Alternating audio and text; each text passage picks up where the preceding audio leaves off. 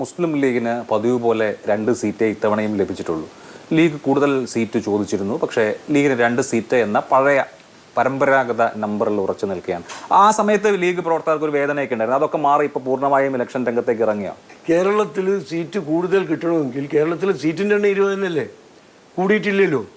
നേരത്തെ മറ്റു പാർട്ടികൾ മത്സരിച്ച സീറ്റുകൾ ഞങ്ങൾക്ക് തരണം, അതാണ് ഞങ്ങൾ കൂടുതൽ സീറ്റ് എന്ന് പറയുന്നത്. അതിന് അർഹതയുണ്ട് എന്ന് എല്ലാവരും പറഞ്ഞിട്ടുണ്ട്. പക്ഷേ ഇപ്പോഴത്തെ ദേശീയ രാഷ്ട്രീയ സാഹചര്യങ്ങളും മറ്റു കാര്യങ്ങളും പരിശോധിച്ച തൽക്കാലം നമുക്ക് വിശാലമായ രാജ്യ താല്പര്യത്തെ മാനിച്ചുകൊണ്ട് മുസ്ലിം ലീഗിൻ്റെ പാർട്ടിപരമായ സംഘടനാപരമായ താല്പര്യങ്ങൾ മാറ്റിവെക്കാൻ ഞങ്ങൾ തീരുമാനിച്ചതാണ്. അല്ല, അതെപ്പോഴും കോംപ്രമൈസിന്റെ ഭാഗമല്ല. ലീഗിന് ശക്തിയുണ്ട്. പക്ഷേ ഇപ്പോഴത്തെ ദേശീയ രാഷ്ട്രീയ സാഹചര്യവും മറ്റു പല സാഹചര്യവും പരിഗണിച്ചാൽ നിങ്ങൾക്ക് 2 സീറ്റേ തരാൻ പാടുള്ളൂ അല്ലെങ്കിൽ കഴിയുള്ളൂ എന്ന് പറഞ്ഞാൽ അതൊക്കെ. മുസ്ലിം ലീഗിന് വലിയ ശക്തിയുണ്ട്, പക്ഷെ നിങ്ങളുടെ കൊടിയെടുക്കാൻ പാടില്ല എന്ന് പറഞ്ഞാൽ അതൊക്കെ. അങ്ങനെ കോംപ്രമൈസ് മാത്രമായിട്ട് എത്ര കാലം ലീഗ് മുന്നോട്ട് പോകും? ഒരു കോംപ്രമൈസും ഇല്ല. ഞങ്ങൾ പറഞ്ഞല്ലോ, ഇത് വേറെ ഏതെങ്കിലും പാർട്ടിക്ക് വേണ്ടി ഞങ്ങൾ ചെയ്യുന്നതല്ല.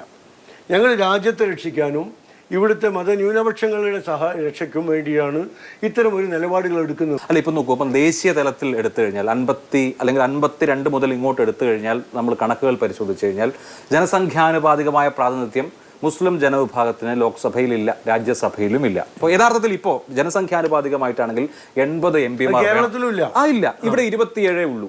അപ്പൊ അങ്ങനെയുള്ള ഘട്ടത്തിൽ ഇങ്ങനെ പരമാവധി കോംപ്രമൈസ്, ഞങ്ങൾ ദേശീയ താല്പര്യത്തിന് വേണ്ടി അതല്ലെങ്കിൽ കോൺഗ്രസിന്റെ താല്പര്യത്തിന് വേണ്ടി ഞങ്ങൾ കോംപ്രമൈസ് ചെയ്യുന്നു, ഞങ്ങൾക്ക് നമ്പർ കുറച്ചായാലും മതി എന്ന സമീപനം ഇതുപോലെ ലീഗ് പോലത്തെ ഒരു പാർട്ടിക്ക് എത്ര കാലം തുടരാൻ കഴിയും? ഇതാണ് തുടരുമെന്ന് ഞങ്ങൾ പറഞ്ഞില്ലല്ലോ. കാലാകാലവും ഇത് തുടരും എന്നൊന്നും ഞങ്ങൾ പറഞ്ഞിട്ടില്ല.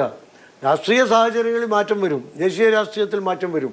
ആ മാറ്റത്തിനനുസരിച്ച് ഞങ്ങളും മാറും. ഇപ്പോഴത്തെ സാഹചര്യം ദേശീയ രാഷ്ട്രീയ സാഹചര്യം കണക്കിലെടുത്തുകൊണ്ടാണ് ഞങ്ങൾ ഇത്തരം ഒരു തീരുമാനമെടുക്കേണ്ടത് അനിവാര്യമാണ് എന്ന് മനസ്സിലാക്കിക്കൊണ്ടാണ് ഞങ്ങൾ ആ കാര്യത്തിലേക്ക് വന്നത്. ആ സാഹചര്യം എല്ലാ കാലത്തും നിലനിൽക്കില്ല. ആ സമയത്ത് നിങ്ങളുടെ അഭിപ്രായത്തിൽ മാറ്റം വരും. നോക്കൂ, ഇപ്പോൾ രാഹുൽ ഗാന്ധി നോമിനേഷൻ കൊടുക്കാൻ വന്നപ്പോൾ റോഡ് ഷോ നടത്തി. ആ റോഡ് ഷോ നടത്തിയപ്പോൾ അവിടെ വലിയ തോതിൽ മുസ്ലിം ലീഗ് പ്രവർത്തകർ നോമ്പൊക്കെ പിടിച്ച് രാവിലെ തന്നെ പൊരുവേലത്ത് രാഹുലിനെ കാത്തിരിക്കുന്നുണ്ടായിരുന്നു. പക്ഷെ അവർക്ക് കൊടിയെടുക്കാൻ കഴിഞ്ഞില്ല. എന്ത് കാര്യത്തിന്റെ ഭാഗമായിട്ടായാലും സ്വന്തം കൊടി, അത് ആത്മാഭിമാനത്തിന്റെ ഭാഗമല്ലേ, സ്വന്തം കൊടിയെടുത്ത് രാഷ്ട്രീയ പ്രവർത്തനം നടത്താൻ കഴിയാത്ത വിധത്തിലേക്ക് ലീഗ് പരിമിതപ്പെടുന്നുണ്ടോ? അങ്ങനെ ഉണ്ടെങ്കിൽ അത് എന്തുകൊണ്ടാണ്? ഇടതുപക്ഷം പറയുന്ന ഒരു ആരോപണമാണ്. അത് പലരും ഏറ്റുപിടിക്കുന്നു. അവിടെ കോൺഗ്രസും കൊടിയെടുത്തിട്ടില്ലല്ലോ. മുസ്ലിം ലീഗ് മാത്രമല്ല, കോൺഗ്രസ് ഞാൻ പറയാമോ, ലീഗിന് വേണ്ടി കോൺഗ്രസ് അവരുടെ കൊടി മാറ്റി എന്നാരെങ്കിലും പറഞ്ഞോ?